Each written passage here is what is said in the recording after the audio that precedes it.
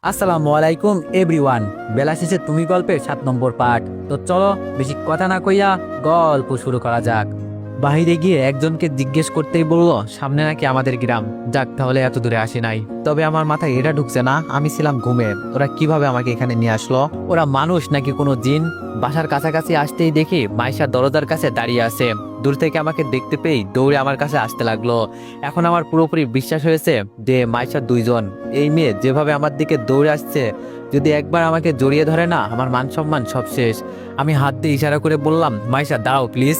কিন্তু মাইশা আমার কোনো কথা না শুনেই দুহাত দূর থেকে লাফ দিয়ে একেবারে আমার বুকের মাঝে পড়ছে। আজকে ভাই আমি শেষ। আম্মু যদি দেখতে পারে আমাকে আর রাখবে না। যদি আম্মু জানতে পারে যে মাইশা আমাকে প্রপোজ করেছে, পিঠের ছাল তো তুলবেই, সাথে বাসা থেকে বের করেও দিবে। আমি মাইশাকে জোর করে ছাড়ানোর চেষ্টা করছি, কিন্তু কোনোভাবেই ছাড়তে রাজি না। আরে যা, আম্মু আপু আর তুবা একসাথে বাইরে চলে আসলো।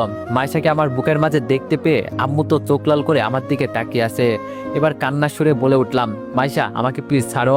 আম্মু আমাকে দেখছে, তোমার জন্য আজকে আমাকে মার খেতে হবে। মাইশা বলল, চুপ করো, তুমি কোনো কথা বলবে না। সকাল সকাল তুমি কোথাও উদয় হয়ে গিয়েছিলে? হ্যাঁ, সবাই এতক্ষণ তোমার চিন্তা করতে করতে কিছু খায় নাই পর্যন্ত, আর আমি সেই কখন থেকে তোমার অপেক্ষা করতে করতে ভোর হয়ে গেছে। কতটা যে আমার খারাপ লাগছিল বলার বাইরে। মনে হচ্ছে জানো আমি তোমাকে হারিয়ে ফেলছি। আমি বললাম, দূর, তোমার এত নাটক দেখার সময় আমার নেই, ছাড়ো বলছি, এমনিতেই টেনশনে বাঁচি না। মাইশা বলল, না আমি ছাড়বো না। এই সুযোগ কি আর কখনো পাবো? ওই মানুষ কথায় কথায় বলে না, সুযোগ মানুষের একবারই আসে, আর এটা কাজে লাগাতে হয়। জানো না তুমি, এমনি মাথা গরম হয়ে আছে আর এ আর এক যন্ত্রণা দিয়ে যাচ্ছে। জোর করে ছাড়িয়ে আম্মুর কাছে গেলাম। আম্মু ছোট একটা লাঠি হাতে নিয়ে আমাকে মারতে লাগলো। আমি চুপচাপ দাঁড়িয়ে আছি। আমার আম্মু এমনই, যখন বেশি রাগ হয় তখন আমাকে এভাবে মারে। আপুও ভয়ে দাঁড়িয়ে আছে, কিছু বলছে না। পিছন থেকে মাইসে এসে আম্মুর হাত ধরে বলল, আরে আরে আন্টি, আপনি এসব কি করছেন? এভাবে মারছেন কেন কে? আম্মু বলল, ছাড়ো মা তুমি। আজকালও দিন দিন অনেক খারাপ হয়ে যাচ্ছে, কই থেকে যে কই যায় আমাদের কিছুই বলে না।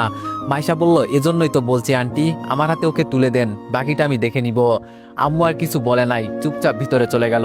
মাইশা আমার হাত ধরে বলল, ভিতরে চলেন ছাড়, বড় বড় কাজ করে এসে আমাদের কিছুই বলবে না। আচ্ছা বলো তো, তুমি কোথায় ছিলে এতক্ষণ? মাইশার হাত ছাড়িয়ে বললাম, আপু বলতো এই মেয়ে আমাদের বাসায় কখন এসেছে? এমনি আমার মাথা গরম হয়ে আছে।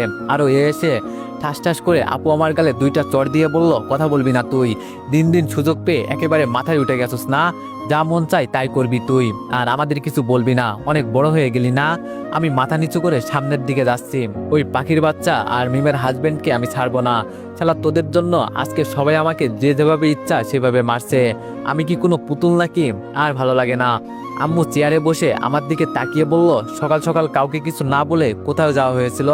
আমি বললাম, আম্মু আসলে কি বলবো, সকাল থেকে না, আমি রাত 10টার পর থেকে বের হয়ে গিয়েছিলাম। এক ফ্রেন্ড ফোন করে বলছিল আজকে নাকি ডাব চুরি করে খাবে, তাই ওই আর কি।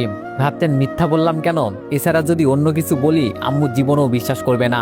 আম্মু ঠাস করে আমার গালে চড় দিয়ে বলল, তোরে আমি এই শিখালাম গিয়ে অন্যের বাড়িতে চুরি করবি? আমি বললাম, আরে আম্মু এখানে আমার কি দোষ? ও বলছিল তাই একটু। এর মাঝে মাইশা বলে উঠল, থাক আন্টি বাদ দেন এইসব বিষয়, ও হয়তো একটু এনজয় করছে আর কি। আম্মু কিছুক্ষণ চুপ থাকার পর বলল, মাইশা তোরে প্রপোজ করছিল?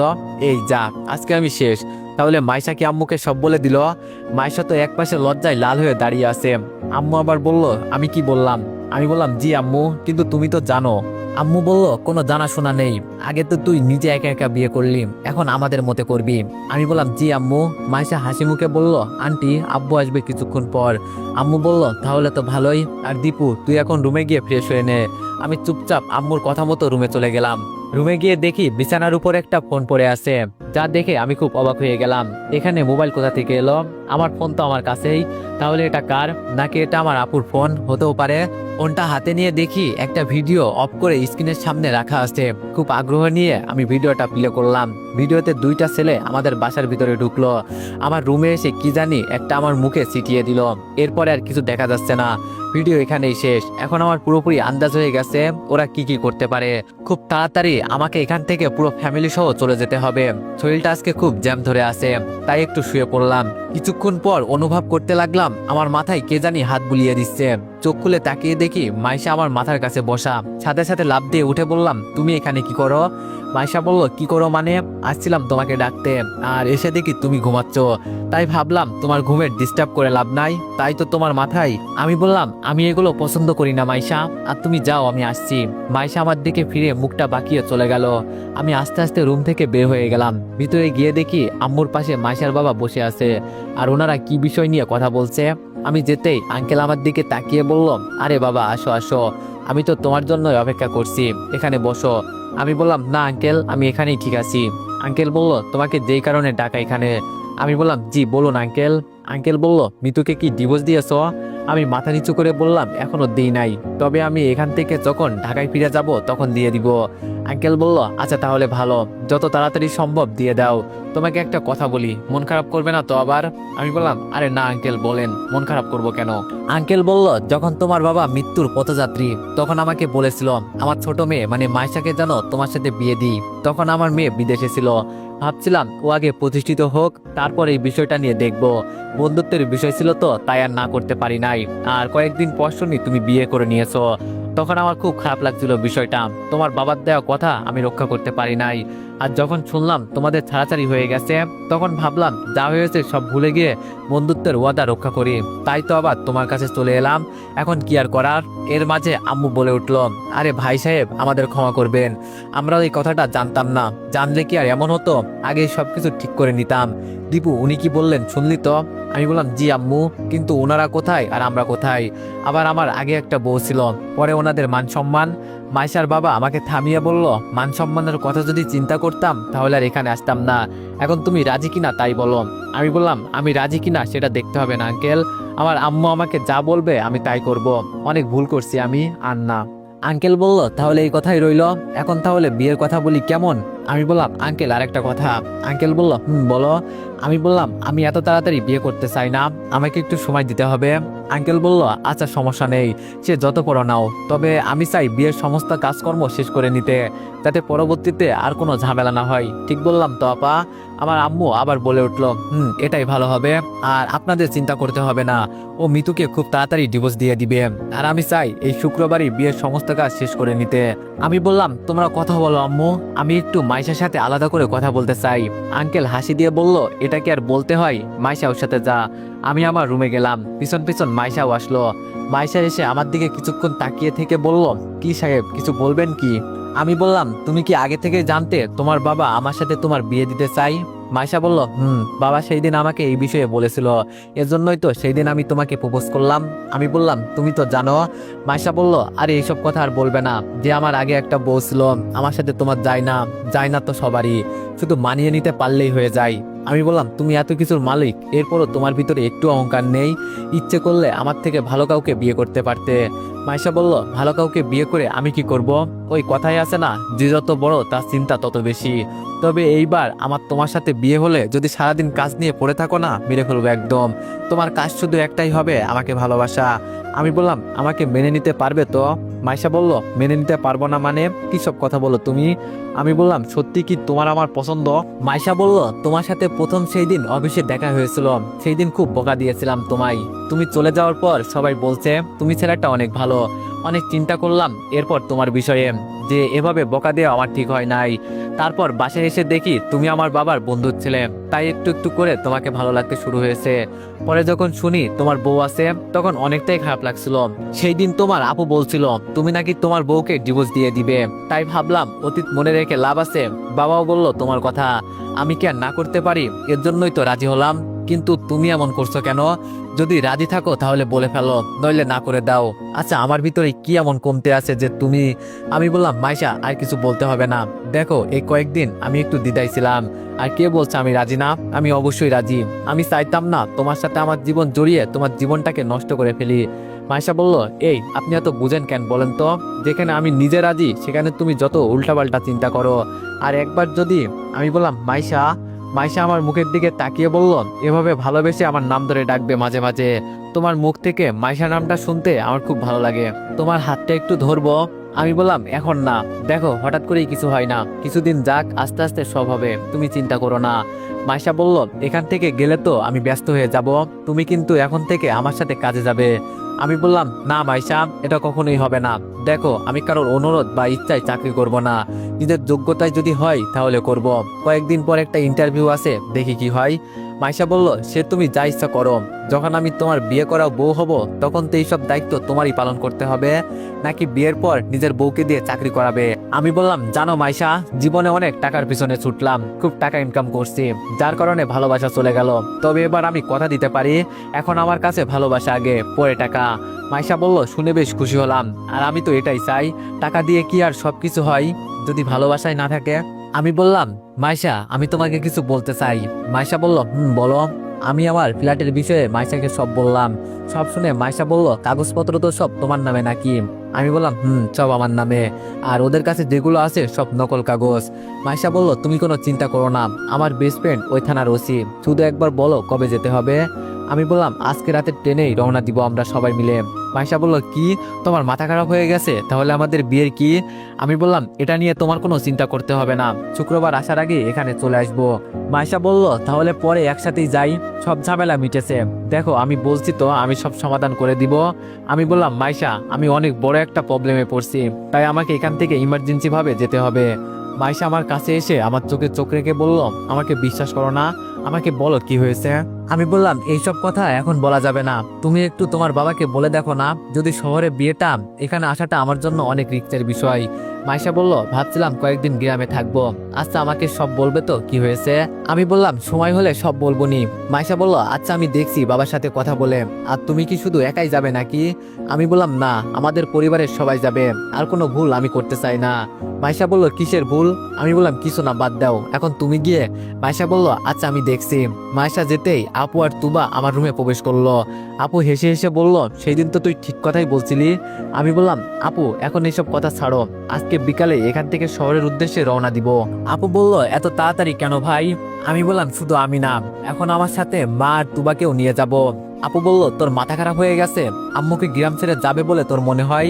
আমি বললাম, আপু, তোরে সেই দিন তো সব বললাম, আর আজকে সকালে ওরাই আমাকে আমাদের ঘর থেকে তুলে নিয়ে গেছে, অথচ তোরা কেউ কিছু বলতে পারিস নাই। আমার কিছু হয়ে গেলে সমস্যা নেই, কিন্তু আমি আমার পরিবারকে কিছু হতে দিব না। আপু বলল, এই কথাটা আগে আমাকে বলবি না? আর যদিও চলে যাস তাহলে তোমার বিয়ের বিষয়। তুবা আপুকে থামিয়ে বলে উঠল, আরে আপু, রাখো তো তোমার এইসব কথা, অনেক সময় আছে, পরে দেখা যাবে। আমি বললাম, আপু, এই নিয়ে তুমি কোনো চিন্তা করিস না, আমি ওর বড় ভাই, সেই হিসাবে সব দায়িত্ব আমার, তুই একটু আম্মুকে বুঝিয়ে বল না। আপু বলল, দেখছি কি করা যায়, তুই কি সত্যি সত্যি চলে যেতে চাস? আমি বললাম, আপু, এখানে থাকাটা আমার জন্য বিপজ্জনক বিষয়। আপু আর কিছু বলল না, চুপচাপ রুম থেকে বের হয়ে গেল। তুবা আমার ফোনটা নিয়ে গেম খেলতে লাগলো। একটু পর সবাই আমার রুমে ঢুকলো। মাইশার বাবা আমাকে প্রশ্ন করলো, সত্যি তুমি এখান থেকে চলে যেতে চাও? আমি বললাম, জি আঙ্কেল, আমার শহরে বাসা আছে, আমাদের যেতে তো হবেই, আর তাছাড়া কয়দিন আর এভাবে বসে বসে খাবো? আম্মু মুখটা একটু কালো করে বলল, হঠাৎ তোর এই সিদ্ধান্ত দীপু, কিছুই বুঝলাম না। মাইশা আম্মুর কথার উত্তর দিয়ে বলল, আন্টি, ও যা করে আপনাদের ভালোর জন্যই করে। আর বাবা, তুমি তাহলে শুক্রবারে সবকিছু রেডি করে চলে আসবে, কেমন? আঙ্কেল বলল, মা, তোর আর বলতে হবে না, কতদিন ধরে অফিসে যাই না, দেখেও আসবো কয়েকদিন থেকে অফিসের পরিস্থিতি কেমন। আর দীপু, তোমার আগের চাকরি কিন্তু এখনো যায় নাই, আবার অফিসে ব্যাক করতে হবে তোমাকে।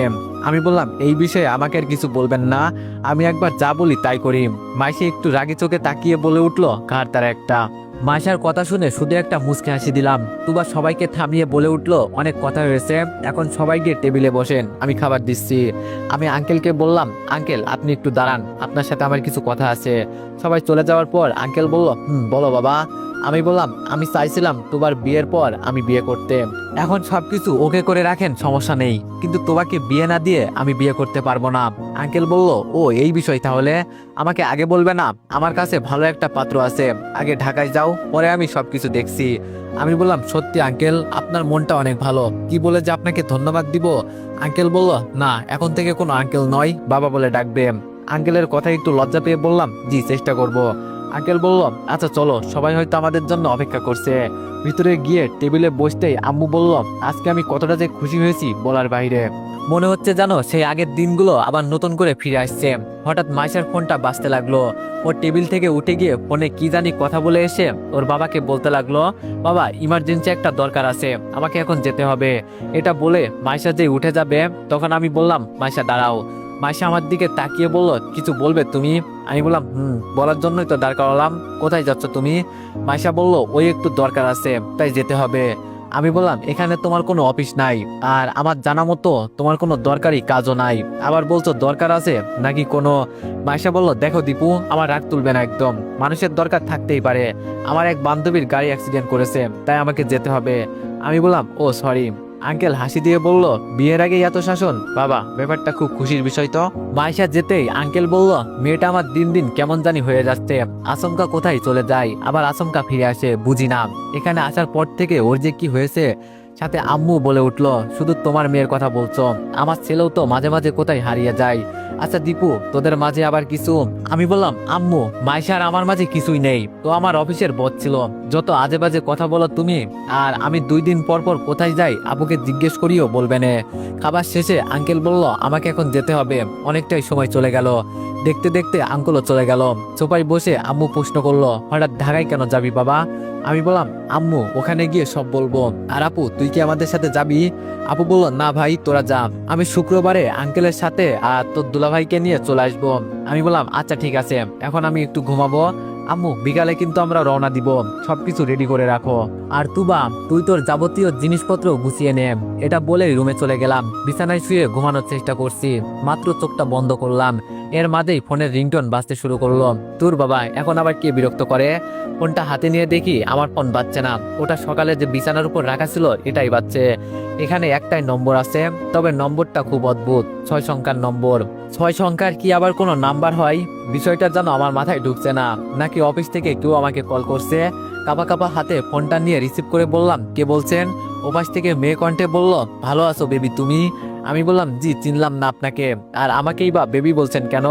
মেয়েটি বলল যাও তুমি খুব বেইমান, আমাকে কথা দিয়ে অন্য একজনকে বিয়ে করা হচ্ছে, এটা কিন্তু ঠিক না। আমি বললাম আরে বাবা কিসের বিয়ে আর কার বিয়ে, মাথা খারাপ হয়ে গেছে নাকি আপনার? মেয়েটি বলল মাথা আমার নয়, মাথা খারাপ হয়েছে তোমার। কিছুক্ষণ আগে আমাকে তুমি প্রপোজ করলে, আর এখনই ভুলে গেলে আমি আবার কাকে প্রপোজ করলাম? আর তুমি কে ভাই? ফোন করে এইসব কথা বলার কোনো মানে আছে? রাখো বলছি। মেয়েটি বলল ফোন রাখলে তোরে আবার গিয়ে তুলে আনবো। আমি বললাম পাখি তুমি? পাখি বলল এই তো চিনে ফেললি, শুনলাম নাকি তোর বিয়ে ঠিক হয়েছে। আমি অবাক হয়ে বললাম তুমি কিভাবে জানো যে আমার বিয়ে ঠিক হয়েছে? পাখি বলল ওই তোরে বলছি না, আমার কাছে সব খবর মিনিটে মিনিটে থাকে। আমি বললাম ও ভালো, তো আমাকে ফোন দিলে কেন?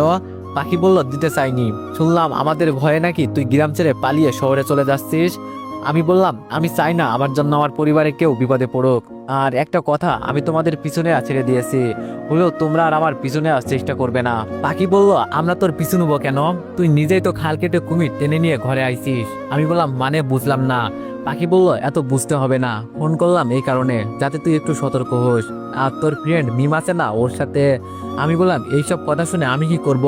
ওর হাজবেন্ড ওকে কি করবে না করবে সেটা ওর বিষয়।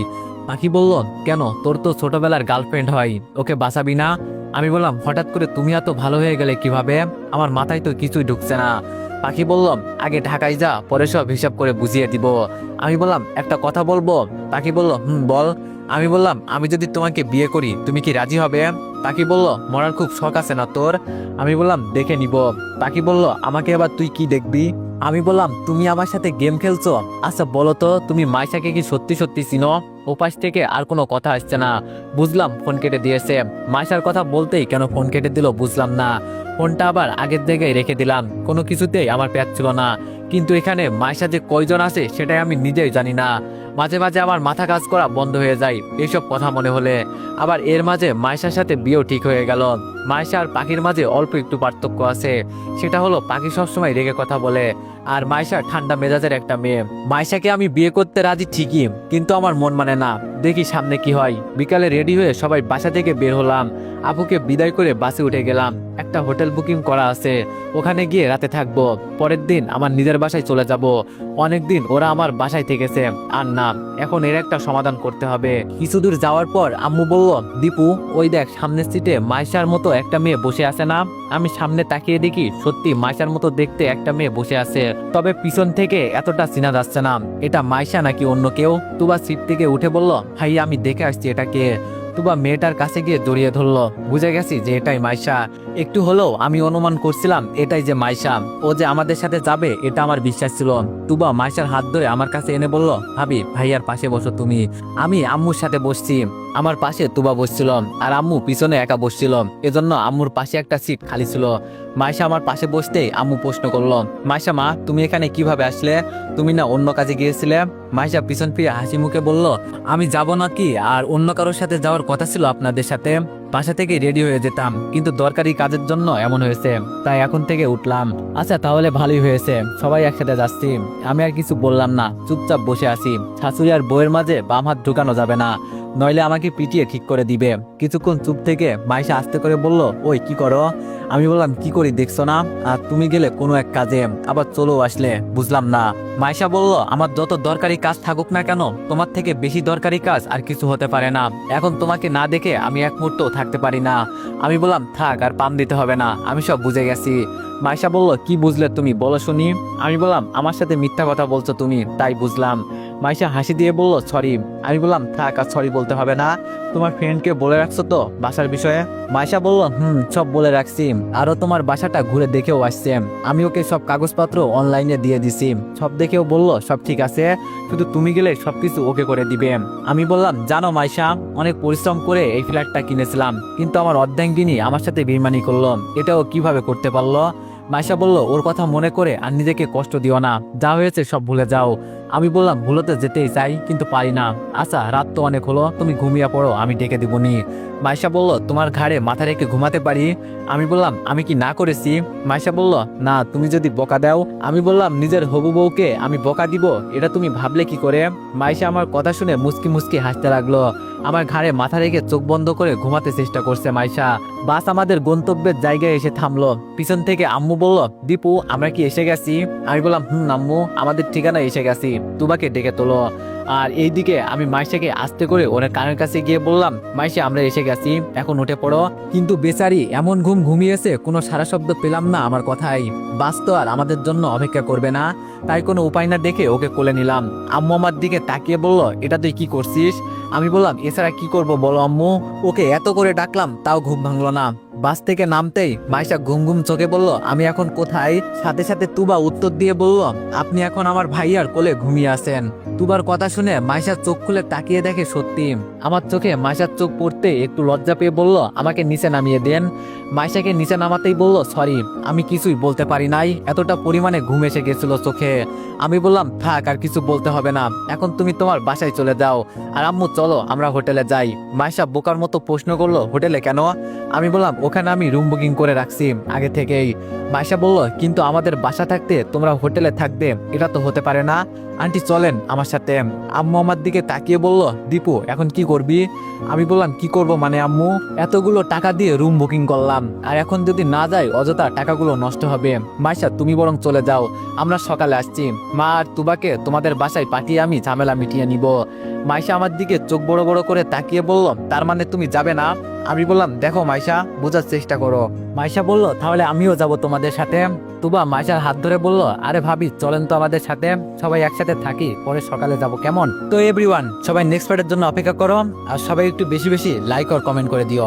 ধন্যবাদ।